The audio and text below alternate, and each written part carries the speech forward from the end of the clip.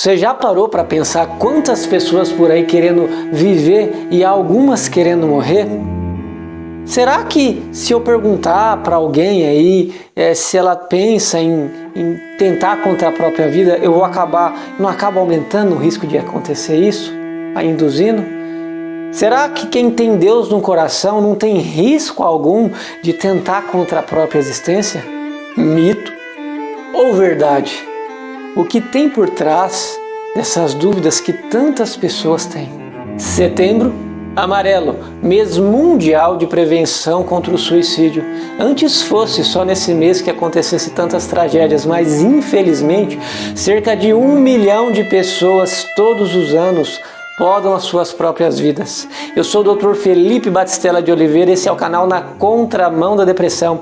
Inscreva-se, curta esse vídeo e compartilhe, porque juntos vamos estar fazendo uma corrente do bem e trazer luz e esclarecimento à mente dessas pessoas que tanto sofrem.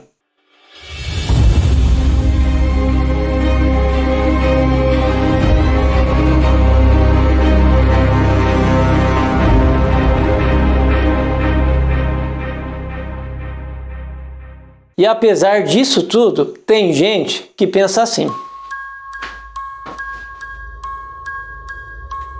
De verdade, eu tenho medo aí de perguntar para alguém se ela está pensando em fazer algo com a vida e acabar induzindo isso.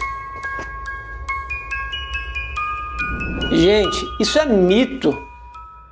Só de você perguntar para alguém sobre isso e deixar essa pessoa falar livremente, sem ser julgada, falar sobre esse assunto, você cria um alívio nela e um vínculo positivo que já diminui o risco disso acontecer. Outra, vem cá. Como que você vai saber se essa pessoa já até não passou da hora de ser levada para um profissional qualificado, sendo que você nem ouve ela? Então você precisa disso para orientar ela, para direcionar ela por um médico, por um psiquiatra, para um psicólogo capaz de oferecer a ela ferramentas para lidar com isso.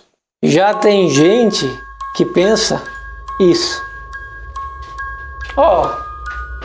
Minha opinião, quem tem Deus no coração não fica aí querendo dar fim à própria vida.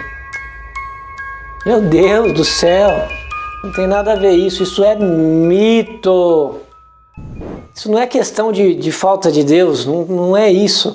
Um estudo enorme, feito ao longo de 40 anos, uma revisão sistemática, onde foi avaliado, conversado com famílias de pessoas que tiraram a própria vida. Esse estudo mostrou o quê? Que se essas pessoas que tragicamente faleceram, se elas tivessem passado por um atendimento médico, um atendimento psiquiátrico, em 97% dos casos haveria um diagnóstico de um transtorno psiquiátrico nesse momento. Então assim, essas pessoas estão doentes. Analise esse gráfico, você vai perceber como que essa distribuição, se você notar, na maioria das vezes são quadros de humor, tipo, por exemplo, a depressão, abuso de álcool, de drogas que fazem a pessoa fazer isso. Porque na mente de quem está doente, até mesmo se ela acredita em Deus, ela tem fé, a doença coloca pensamentos negativos, dessa pessoa começa a achar que Deus já não está mais na vida dela, que Deus já esqueceu dela, e fica perigoso contar só com isso, porque a doença é uma grande armadilha para a crença da pessoa, ela faz uma autossabotagem nisso.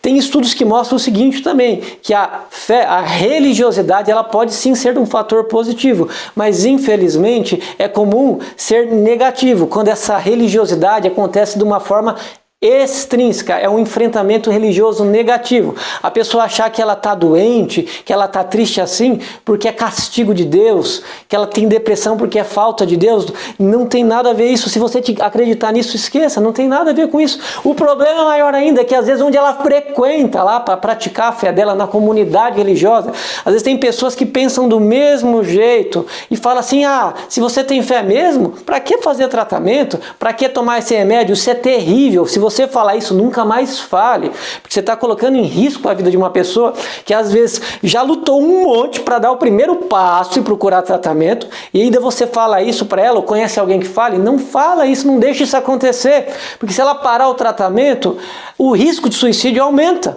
Tá? O risco dela tirar a própria vida aumenta, porque a doença ela vai se agravar. Já na religiosidade intrínseca, a positiva, essa pessoa ela consegue, por meio da fé dela em Deus, achar até um significado, uma razão, mesmo numa fase de sofrimento, para ela crescer na vida. Quem convive com ela ali no meio religioso, fortalece o tratamento. Estamos aqui, vamos pegar na sua mão, faz essa pessoa se sentir pertencida, não excluída do meio. Aí assim vai fazer a adesão ao tratamento, aí o tratamento médico, psiquiátrico, psicológico, associado a uma fé estruturada, a uma religiosidade positiva intrínseca, aí sim diminui o risco de suicídio. No fundo dá até raiva, viu? Porque tem tanta gente aí querendo viver e uns aí querendo morrer. Ai. Olha assim, Isso é mito, tá? Isso é fake. Isso é falso. Um grande estudo científico feito pelo Dr. Neuri José Botega, meu caro colega, um médico psiquiatra brasileiro, mostrou que a taxa de intencionalidade nas tentativas de suicídio é baixa. Isso quer dizer o quê? Que esses pacientes, a grande maioria, 75% deles, diz o seguinte: olha, no fundo, eu queria acabar com o meu sofrimento, acabar com a minha dor. Porque assim, eu queria viver, mas eu não consegui como viver, achar um jeito como viver. Então, no fundo, são pessoas que procuram uma solução, uma saída, que não dá para chamar de solução, de uma forma fatal, porque no fundo gostariam muito de viver, de voltar a ter prazer na vida, mas às vezes não tem nem percepção, nem sabe que uma doença tirou essa capacidade de sentir prazer que eles tinham antes. Então a taxa de intencionalidade é baixa. Então assim, se você sente raiva de alguém assim, primeiro que você está sentindo pelo motivo errado, que essa pessoa no fundo não quer morrer, no fundo ela quer viver. Segundo, se você demonstrar raiva por essa pessoa, você vai acabar afastando ela e vai perder a oportunidade de identificar o que está errado, às vezes para conduzir ela para um tratamento médico qualificado. E vem cá, qual é o preço dessa raiva? Sabe o que pode custar? Pode custar a vida de um ser humano que não tem preço nenhum. Você aprendeu 3 grandes mitos em relação a esse tema que é tão importante. É um tema de grande relevância na saúde pública. De verdade, se você não sabia isso, agora você sabe. E se você agiu de uma forma preconceituosa, com raiva, com alguém que às vezes queria desabafar, ser consolado, ser norteado por você, nada impede de você ir lá e pedir perdão para essa pessoa e ouvir ela com sinceridade. Se você perceber que por algum motivo ela não quer procurar tratamento, pega na mão dela e leva, se não acione o familiar responsável para fazer isso. Você não vai estar traindo a confiança dela, muito pelo contrário, você vai estar salvando uma vida. Então garanta que ela procure sim um atendimento qualificado. Existe o CVV, que pode ligar de forma gratuita no número 188, que é o Centro de Valorização à Vida, onde tem pessoas treinadas para ajudar essa pessoa a atravessar esse momento. E se você está pensando que é uma saída fazer isso com a própria vida, não faça isso não. Pensa comigo o seguinte, imagina um tênis como esse. É um tênis bom, não é um tênis novo, mas é um tênis que está em bom uso. Agora, se o cadarço desse tênis ele estraga, imagina você andar com o cadarço de um tênis que está estragado. É possível andar? É muito grande a chance de você tropeçar. Agora vem cá, tua vida é como esse tênis, talvez ela esteja assim hoje. O cadarço está estragado e faz sentido você jogar o tênis fora? Claro que não, né? Vamos trocar o cadarço. E assim vai ser quando você procurar o atendimento. Não faz sentido você se desfazer do todo, sendo que há uma parte, que é a doença, que seria o cadarço, no exemplo, que está estragada, que está errado. Isso a gente se desfaz.